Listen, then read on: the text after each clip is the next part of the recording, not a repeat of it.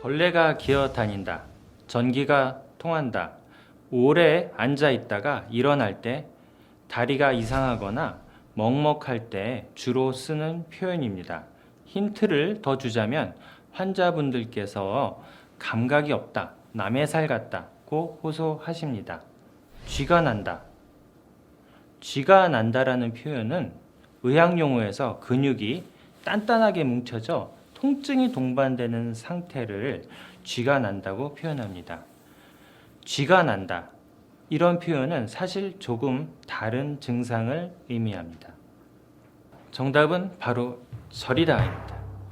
저림, 얼얼함, 따끔거림, 수심 또는 신경에 대한 충격에 의하거나 신경계의 여러 가지 질환의 결과가 생긴 유쾌하지 않은 감각, 종합해보면 피부에서 느껴지는 이상한 감각, 기분 나쁜 느낌에 해당합니다. 길거리에 보면 수많은 전깃줄 가닥이 있습니다. 손상이 된 것도 있고 안 된 것도 있습니다. 그래서 전깃줄에 손상이 생기면 스파크가 튑니다. 손이 저리다고 말할 때 비슷한 증상들은 바로 이때 발생합니다. 허열 상태, 즉 혈액순환이 안 된다는 것입니다. 굉장히 창백해지고 차갑습니다. 혈액순환 장애는 대부분 굉장히 차고 시리는 것을 동반합니다.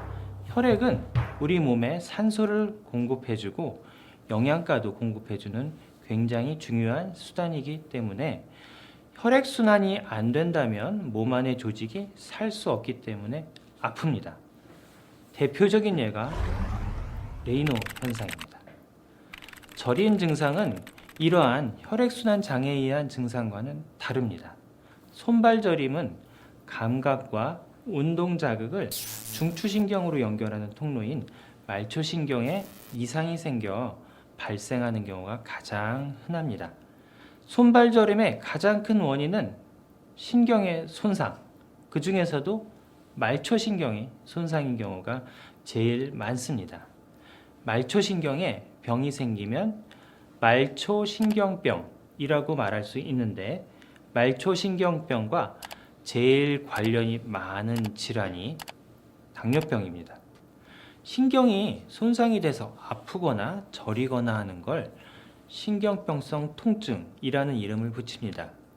이것이 바로 신경이 손상된 것에 의한 증상입니다. 뇌졸중, 뇌의 병도 저릴 수 있습니다.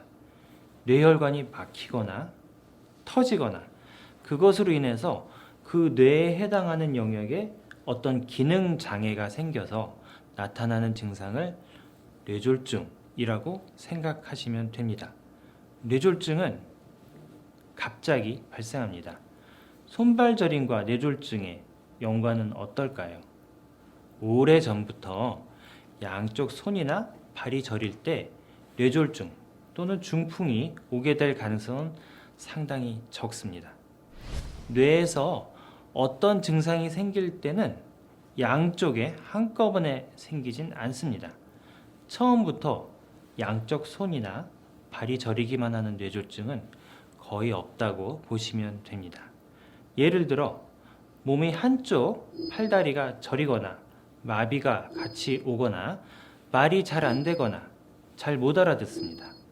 듣는데 이게 무슨 말인지 모르는 경우가 있거나 무슨 뜻인지 알겠는데 말이 안 튀어나오는 경우가 있습니다. 이렇게 몸의 반쪽에 갑자기 증상이 시작되거나 이런 언어장애 등이 동반될 때 뇌졸중을 의심하게 되는 것입니다. 손목골 증후군, 손저림의 가장 큰 원인입니다. 손목골, 손목뼈의 손바닥 쪽이 섬유 조직으로 된 오목한 고랑 부분입니다. 이 굴 속으로 손가락을 구부리는 근육의 힘줄과 정중신경이 나가는데 이게 어떤 이유에서든 이 공간이 좁아지면 손가락이 저리게 되는 것입니다. 오래 앉아 있다가 일어나는 경우, 길어야 한 2-30분 눌려 있다가 저림기가 좀 지나면 풀리게 되는데 이 손목골 증후군은 구조적으로 손목골이 풀리지 않는 것입니다. 계속 저림 증상이 나타나서 만성 손저림의 원인이 되는 것이고 양쪽 모두가 같이 저린 경우가 많습니다.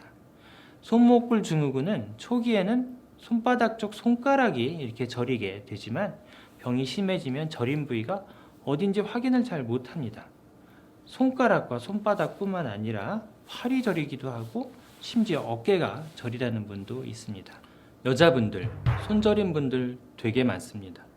그 중에서도 중년 여성분들, 그리고 손을 많이 쓰게 되면 많이 쓰신 부분이 더 저립니다. 결국 검지하고 중지가 제일 많이 저리게 됩니다. 또 손을 많이 쓰는 일을 하시는 분들, 식당에서 설거지 하시고 음식 나르시고 보통 같이 하시게 되는데요. 그런 경우에 잘 생기게 됩니다. 옷 바느질 계속 하시는 분들 마찬가지로 많이 생깁니다. 어떤 분들은 이런 일은 안 하시더라도 괜찮다가 김장하고 나면 손 저리다고 하시는 분들 많습니다. 손주를 봐주시면서 증상이 시작되는 분도 많습니다. 진단은 어떻게 하느냐? 신경은 전깃줄 같이 합선되어 스파크가 튀듯이 손목에서 신경이 자극되면 손가락이 저린 것이라고 말씀드렸습니다. 가장 특징적인 증상이 자다가 손이 저려서 깨어나게 되고 손을 주무르거나 이렇게 흔들면 좋아지는 증상인데요. 이렇게 특징적인 증상이 있으면 손목골 증후군을 의심할 수 있고 근전도 검사를 통해 진단할 수 있습니다. 근전도 검사란 근전도 기기를 사용하여 신경이나 근육의 전기적인 활성도를 확인하는 검사 방법입니다. 다시 말해 신경 자극에 대한 반응을 신경이나 근육이 전기적인 변화를 감지하여 검사하는 것입니다. 그렇기 때문에 무엇보다 중요한 것은 손가락이 저릿저릿한 증상이 지속되면 의료진과 충분한 상담을 해야 됩니다. 당뇨병의 합병증에는 콩팥병, 눈병, 신경병이 있습니다. 이 세 가지 만성 합병증이라고 하는데요. 그 중에서 제일 많은 게 당뇨 신경병입니다. 팔보다 다리가 더 길기 때문에 증상이 발끝에서 시작하는 경우가 많습니다. 당뇨가 있는 경우에는 양쪽 발가락 끝에서 시작해서 저린 증상이 위로 올라올 때 신경병을 의심해 봐야 합니다. TV에서 보셨을 때 망치로 탁 하면 툭 튀어야 하는 것이 신경이 망가지면 안 움직이게 됩니다. 당뇨신경병에서 가장 중요한 것은 발생하면 신경병을 고칠 수 없게 된다는 거죠. 한번 생기면 계속 나빠지기만 하고 좋아지지는 않습니다. 당뇨신경병이 생기면 저리고 기분 나쁘기도 하지만 감각도 떨어지기 때문에 다쳐도 잘 알지 못합니다. 그렇기 때문에 방치해 둔다면 더 나쁜 상황을 고려해야 합니다. 당뇨병 환자들이 가장 걱정하는 것은 결국 조직괴사를 막지 못해 신체를 절단해야 하는 상황입니다. 이 질환으로 인해 2차적인 위험 상황이 올 수 있습니다. 그렇기 때문에 신경병 예방은 평소 식습관, 생활습관에서부터 조심해야 합니다. 손발저림, 병이 아닌 증상입니다. 그러나 심각한 병을 의심케 하는 첫 신호일 수 있습니다. 건강을 만나세요.